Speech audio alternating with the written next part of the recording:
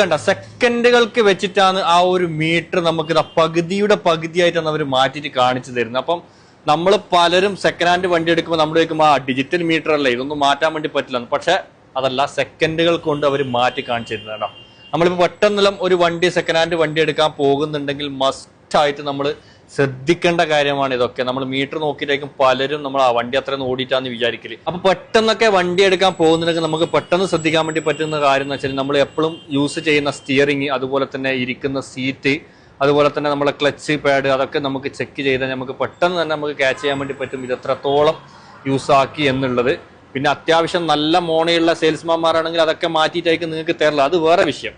പക്ഷെ എന്നിരുന്നാലും നമ്മൾ മീറ്റർ നോക്കിയിട്ട് ഇനിയും നമ്മൾ വിചാരിക്കേണ്ട നമുക്ക് ഇത് എത്ര കിലോമീറ്റർ ഒന്നും ഓടിയിട്ടൊന്നും ഇല്ല എന്ന് വിചാരിച്ചിട്ട് എടുക്കാൻ വേണ്ടി നിൽക്കേണ്ട.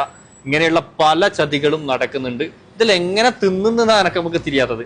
ഇതെല്ലാം തിന്നണ്ടേ, ഇത് മനുഷ്യർ ഒരാളെ പറ്റിച്ചിട്ടുണ്ടാകുന്ന സംഭവമല്ലേ ഇത്.